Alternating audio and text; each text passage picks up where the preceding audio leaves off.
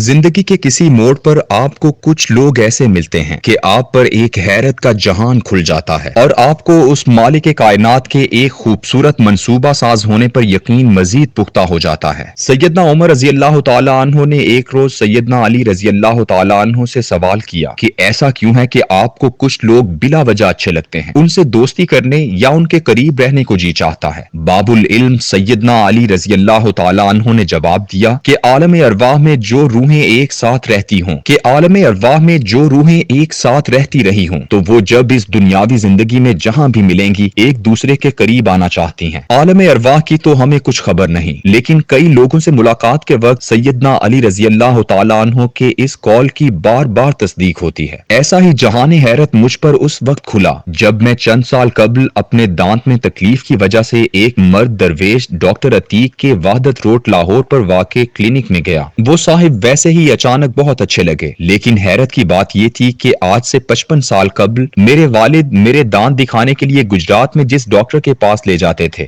وہ ان کے والد ڈاکٹر لئیک احمد تھے۔ یوں لگتا ہے جیسے عالم ارواح میں انسان نہیں بلکہ خاندان بھی شاید اکٹھا ہوا کرتے ہوں گے۔ ڈاکٹر عتیق عموماً ہر ماہ مستحقین میں راشن تقسیم کیا کرتے تھے جس کی بوریاں ان کے کلینک میں پڑی رہتی۔ ان کے کلینک کے سامنے ایک بزرگ ترخان محنت مزدوری کرتا تھا۔ ایک دن وہ بزرگ کلینک آیا اور سوال کیا کہ کیا یہ راشن زکوٰۃ یا صدقات میں سے ہے؟ وہاں موجود لڑکے نے جواب دیا کہ ہاں۔ اس نے جواب دیا کہ پھر میں نہیں لے جاؤں گا۔ جب وہ دکان بند کرنے لگا تو ایک بار پھر آیا اور کہا کہ یہ ماہانہ راشن کا پیکٹ کتنے کا ہے اور کیا میں اسے لے جاؤں اور ایک ماہ میں آہستہ آہستہ اس کی قیمت ادا کر دوں؟ کلینک پر موجود اٹینڈنٹ نے ڈاکٹر عتیق سے پوچھا اور انہوں نے ہاں کر دی۔ وہ خوشی خوشی راشن لے گیا اور پھر آہستہ آہستہ وہ اس کی قیمت واپس کرنے لگا اور مہینے کے آخر تک پوری قیمت چکانے کے بعد بولا کہ میں اگلے ماہ کے لیے ایک اور راشن لے جا سکتا ہوں۔ ڈاکٹر صاحب کے منصوبہ ساز ذہن کو ایک ترکیب سوجی اور وہ اس سلسلے کو وسعت دینے کا سوچنے لگے۔ وہ ایک غریب محلے کے کریانہ سٹور پر گئے جہاں سے دہاڑی دار غریب لوگ ادھار پر روزانہ کے حساب سے اشیاء صرف لے جاتے تھے، مثلاً 1 پاؤ گھی، 2 کلو آٹا، چائے کی پتی وغیرہ۔ ڈاکٹر صاحب نے اس دکاندار سے مستقل قرض خواہوں کی لسٹ طلب کی جو اس کے پاس ایک کھاتے کے طور پر موجود تھی۔ اس کھاتے سے اندازہ ہوا کہ تھوڑا تھوڑا سامان خریدنے اور پرچون کے طور پر لینے کی وجہ سے کم از کم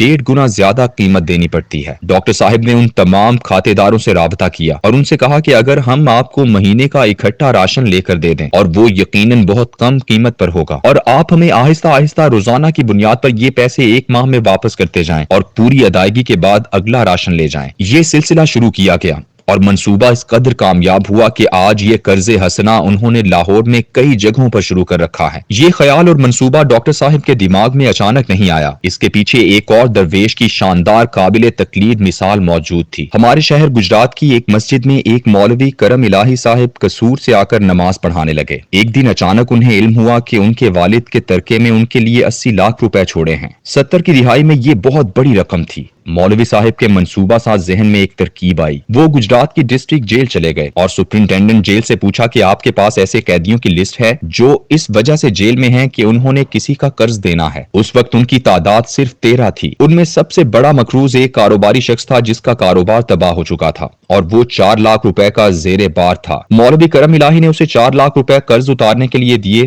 اور ساتھ ہی 4 لاکھ روپے مزید دیے تاکہ وہ اپنا کوئی کاروبار شروع کر سکے اور جب کبھی زندگی میں خوشحالی آ جائے اور وہ اس قابل ہو جائے کہ یہ رقم واپس کر دے۔ اب انہیں اپنے پاس موجود اپنے والد کی میراث کا شاندار مصرف مل گیا۔ مولوی صاحب ایسے قرض داروں کو ڈھونڈتے جو قرض کی چکی تلے پس رہے تھے اور ان کا روزمرہ کا کاروبار بھی تباہ ہو چکا تھا، اور پھر ان مفلوق الحال لوگوں کا قرض اتارتے اور اتنی ہی رقم کاروبار کرنے یا اسے مستحکم کرنے کے لیے دیتے۔ رفتہ رفتہ یہ سلسلہ اس قدر بڑھا کہ انہیں اپنی مدد کے لیے لوگ درکار ہو گئے۔ ڈاکٹر صاحب اور ان کا ایک دوست اس میں مدد کرنے لگے۔ یہ سلسلہ کروڑوں تک جا پہنچا۔ وہ شخص جو مولوی صاحب سے 4 لاکھ لے کر گیا تھا وہ اس قدر کامیاب ہوا کہ برطانیہ میں اس کے کاروبار نے اتنی وسعت پکڑی کہ وہ روزانہ مولوی صاحب کے اکاؤنٹ میں 500 پاؤنڈ جمع کروانے لگا۔ ایک دن مولوی صاحب اپنے مالک کے حضور جا پہنچے۔ بعد میں لوگوں نے اتنا تردد کیا اور نہ ہی ویسی لگن کسی اور میں تھی، اس لیے یہ سلسلہ آج موجود تو ہے لیکن بہت سست ہو چکا ہے۔ یہ 2 واقعات نہیں بلکہ 2 تصورات ہیں کہ کیسے کسی کو قرض حسنہ کے ذریعے اپنے پاؤں پر کھڑا کیا جا سکتا ہے اور کیسے ایک غریب آدمی کو عزت و توقیر کے ساتھ زکوٰۃ و صدقات سے محفوظ رکھ کر اس کی مدد کی جا سکتی ہے۔ اللہ کے رسول صلی اللہ علیہ وآلہ وسلم نے اسی لیے خیرات خیرات سے قرض حسنہ کو افضل ترین بتایا ہے۔ رسول اکرم صلی اللہ علیہ وآلہ وسلم نے فرمایا، معراج کی رات میں نے جنت کے دروازے پر لکھا ہوا دیکھا ہے کہ صدقے کا ثواب 10 گنا اور قرض کا 18 گنا ہے۔ میں نے کہا، اے جبریل، کیا وجہ ہے کہ قرض صدقے سے زیادہ فضیلت کا حامل ہے؟ انہوں نے کہا، اس لیے کہ سائل بعض اوقات سوال کرتا ہے حالانکہ اس کے پاس ضرورت کا مال موجود ہوتا ہے، جبکہ قرض لینے والا ضرورت اور مجبوری کی حالت میں قرض لیتا ہے۔ یہ ایک حدیث نہیں ہے بلکہ لاتعداد ایسی احادیث موجود ہیں جن میں آپ صلی اللہ علیہ وآلہ وسلم نے بتایا کہ ایک دفعہ قرض دینا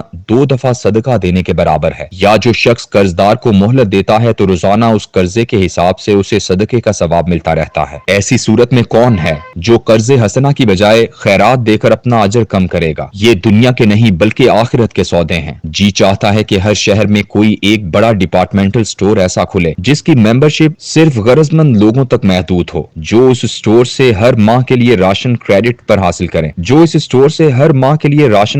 حاصل کریں اور پھر پورا مہینہ آسان اقساط سے اس کی ادائیگی کریں۔ ایک شاندار ایئر کنڈیشن باعزت ماحول ایسے تمام افراد کو میسر کیا جائے جو لوگ اس سلسلے میں کام کرنا چاہتے ہیں۔ مجھے اس ای میل پر رابطہ کریں تاکہ ہم جلد ایک ایسا گروپ تشکیل دے سکیں جو اس طرح کا ایک ڈپارٹمنٹل سٹور بنائے جس کی ممبرشپ باعزت اور باغیرت غربا تک محدود ہو۔